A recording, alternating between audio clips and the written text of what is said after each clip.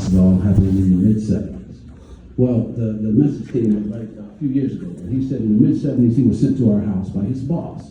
He said his boss was a man named Don Kirshner. Okay, some of you are old enough to remember Don Kirshner's rock concert. Great television show, came on once a week in the 70s. And we got to watch a band on TV. See, nowadays you want to see a band, you just type in a few things on your phone when your favorite band shows up. Back a few years ago, in the day, we had to wait. We wanted to see a band, we had to wait. Maybe once a week we might get to see something. But it was sure that we were going to see a good band if Don Kirshner had it on. So that's right, as you remember. So Don Kirshner had heard about these 5 young brothers living in Newport News, Virginia, Tillerson Drive, Warwick Lawn. They played 5 different instruments, had 5-part harmonies, dance steps, nominato, costume, everything. Different than the other 5 brothers. Yeah, the other 5 brothers in California. We was in the other coast. Yeah, we love the other brothers. We still do. But anyway, this guy said I was at your house, and he said something that blew my mind. He said, I still have the cassette tape that your mama gave me of you boys' demo. So that woke me up a little bit. I'm reading his message, I start sitting up straight. Because now I got to get this cassette. I'm not sure what's on it, but I do remember that we had been taken into the studio, and one of my brother's teachers brought us in a real studio where we recorded on real tape, and we had done a bunch of original music, but we hadn't thought about it in a good, 30-something, almost 40 years. No, definitely 40 years. This was the 70s, hadn't thought about it. So I'm like, okay, gotta get this cassette. So, No, I remember that. I remember that, and you talking about tape and reel and stuff. There's some young faces out there that might not know what a cassette is. So you gotta help them out a little bit. true. That's right. I keep forgetting. I'm old. Some of y'all not.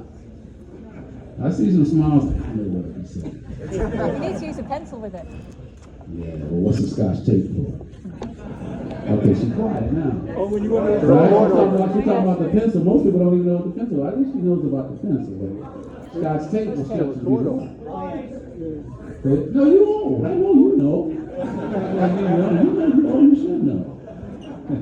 No, I'm kidding. Yeah, no. Well, yeah, if you don't know what a cassette is, you ask your parents. We don't have time to go through it right now. But we got the cassette. That's the moral. We got the cassette. We took care of this man, and he jogged our memory. When we got this cassette, it made us remember there's somewhere there should be a reel of tape because we did this in the studio. So our parents had passed on, and we went into their storage, and we found a big reel of tape, and we knew something magical was on it. So we sent it to our good friend Gus in Colorado, and he transferred it, and he sent it back to us, and we found a gold mine. Oh. A good, 12 to 15, maybe 18 original songs professionally recorded that we have forgotten about a good 40 years or so. But we got it now. What we're doing with it, we are currently in the studio with our 1970s self. Collaborating with our 2020s self. And we are coming up with some music for you. Oh my goodness.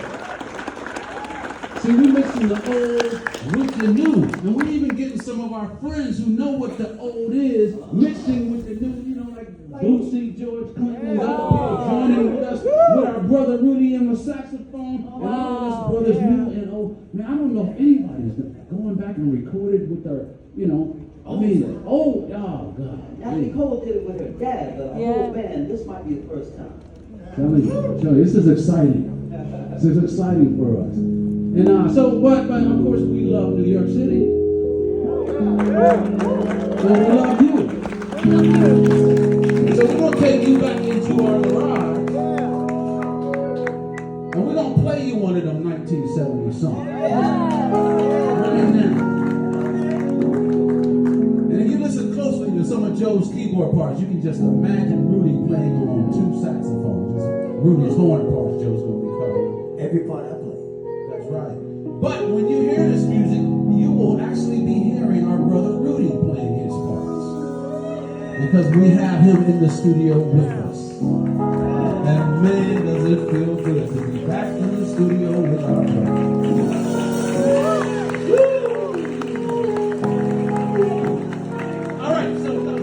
So put your afros on. We're talking about 70. Put your bell bottoms on, platform shoes.